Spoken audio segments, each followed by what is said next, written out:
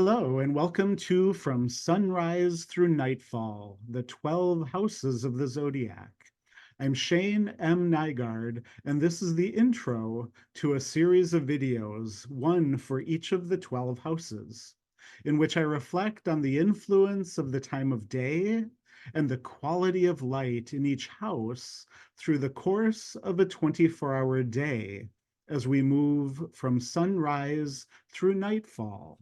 I reflect on how this could help us understand the houses in a different way, which I kind of think of as a artistically symbolic way of looking at them. I will start with some slides to set the stage here, as the quality of light in each house brings unique imagery, and image is so important. I love using this scene from The Lion King to explain a little, though really I prefer the original cartoon version, but this was the only licensable image I could find. So the scene is Timon, Pumbaa, and Simba have just finished a meal of crickets, termites, and other delicious bugs and insects. They lay back and gaze upward to the night sky. Pumbaa asks, Timon, ever wonder what those sparkling dots are up there? And Timon, Pumbaa, and Simba each share what they see. Timon doesn't wonder. He just knows what they are. He sees fireflies stuck on a big bluish black thing. For him, it's a flat surface of certainty. And I note, certainty stifles depth. Pumbaa thinks they are giant balls of gas burning billions of miles away. Pumbaa's imagination brings a quality of distance.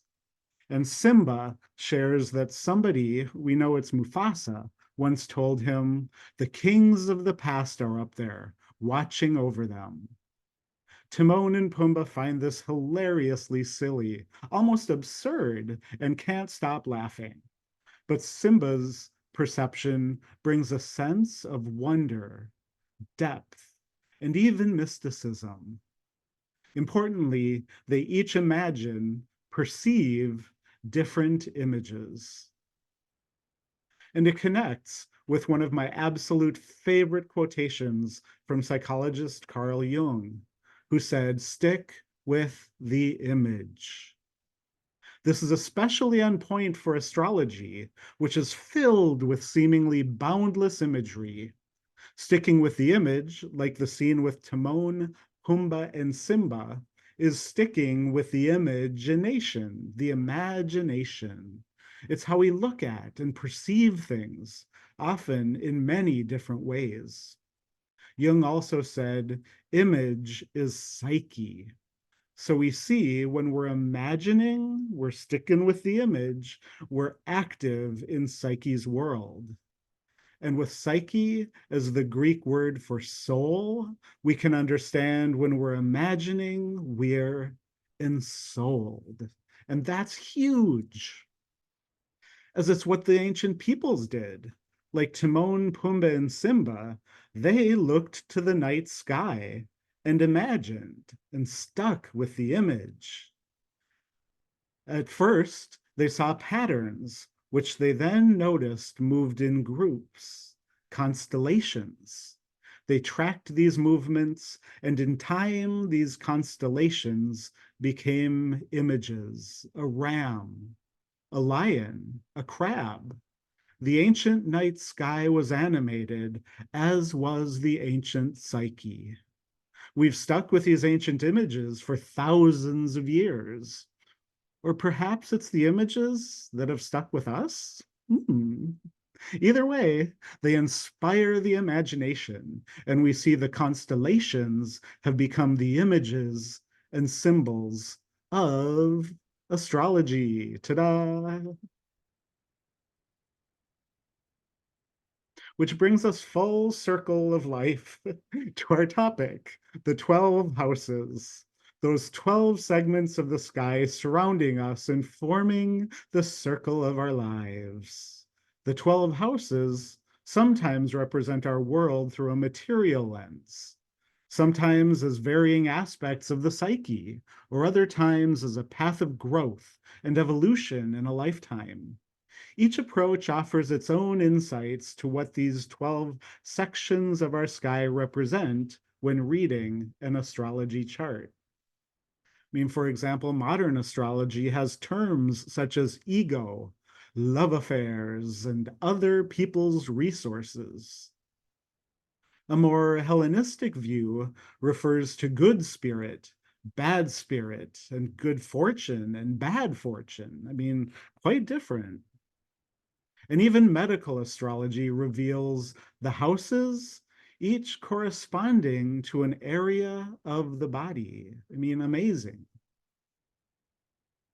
So as mentioned, what I focus on in this series is the time of day and quality of light at that particular time of day.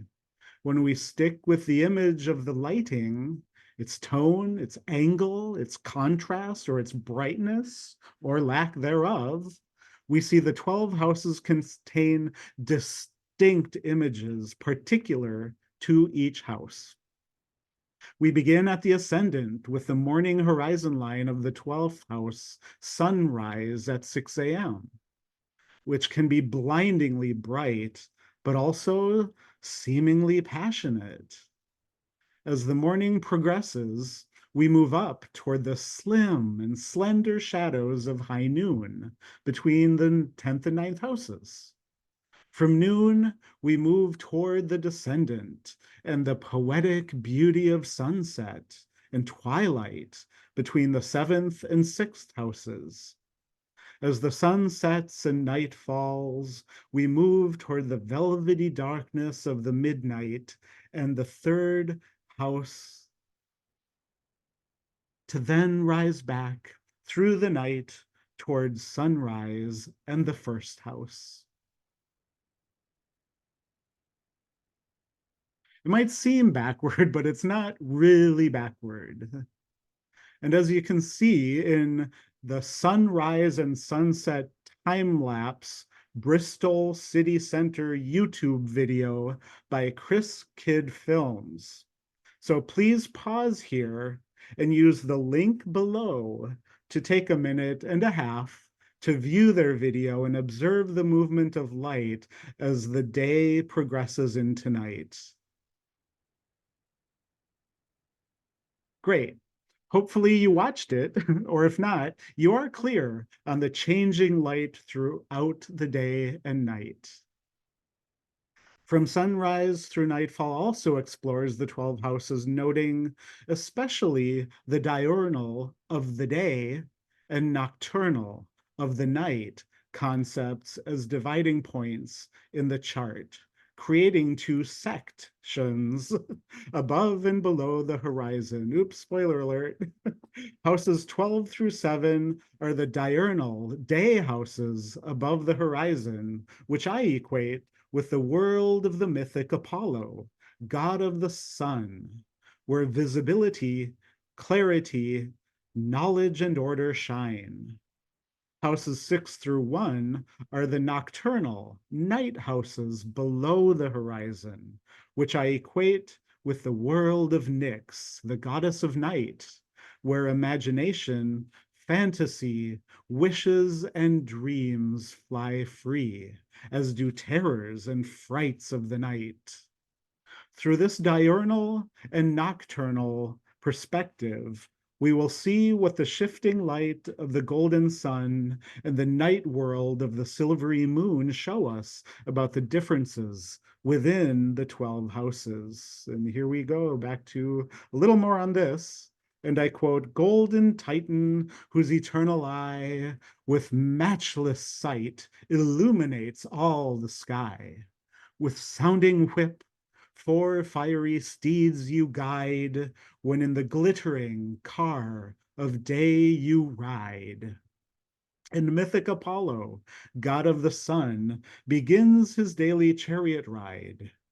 Each day Apollo harnesses his 4 horses, carrying the sun in tow across the sky from sunrise to sunset.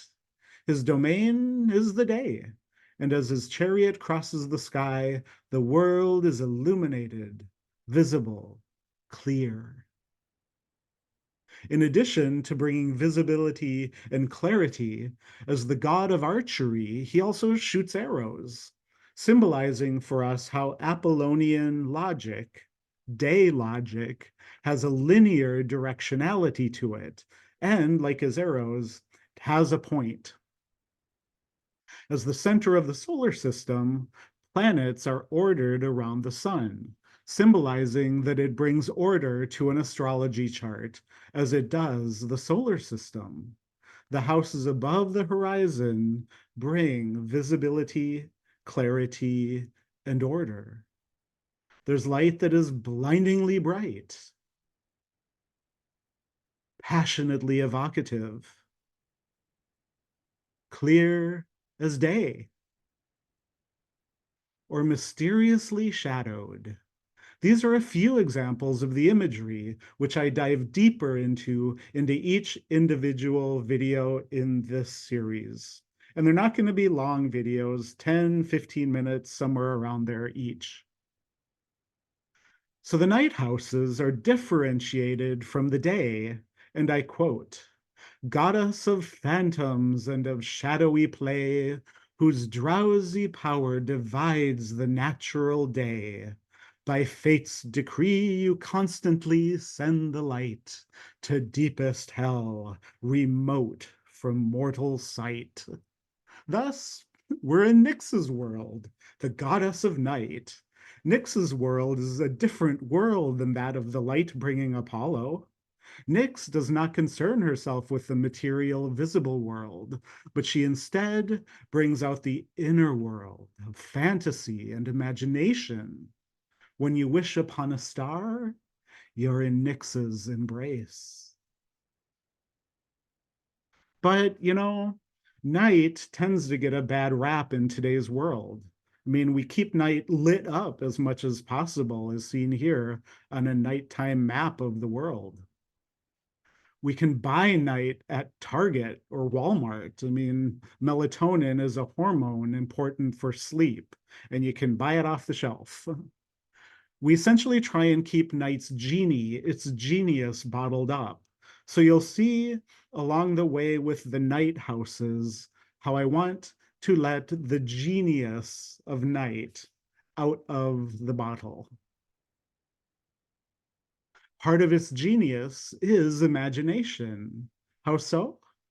As Giambattista Vico explains in The New Science, the weaker its power of reasoning, the more vigorous the human imagination grows.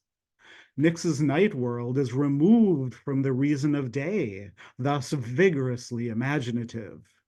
She has no contact with the daytime world, as Dr. Ruben Naiman explains in Healing Night.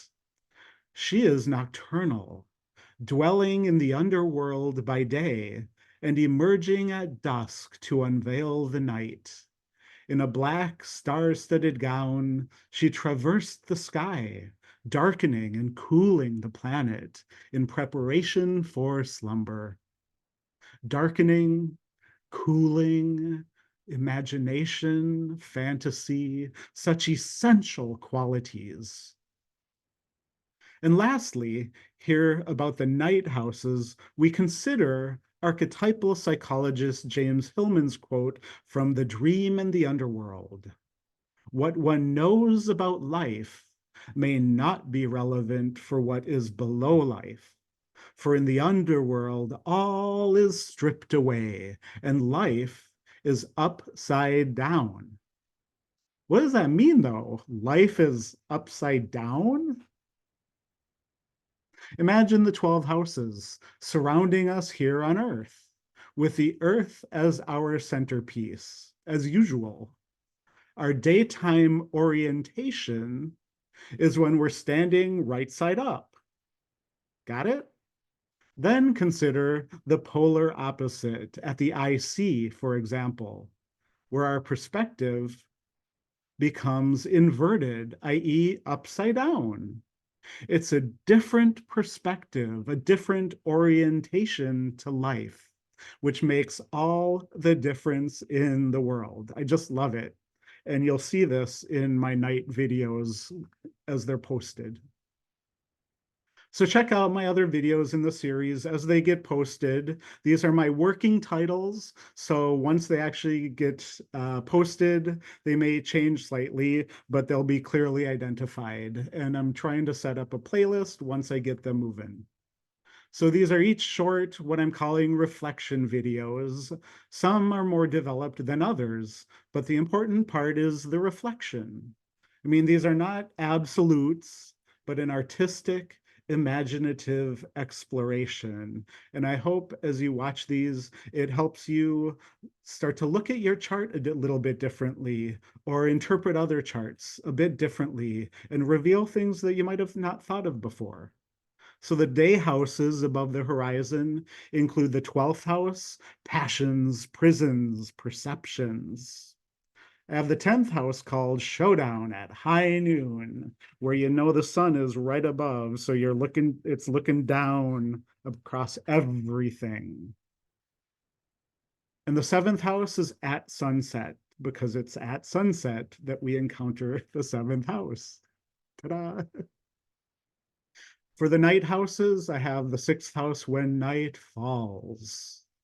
The 4th house I'm calling Beim Schlafengehen, which translates from German as upon going to sleep.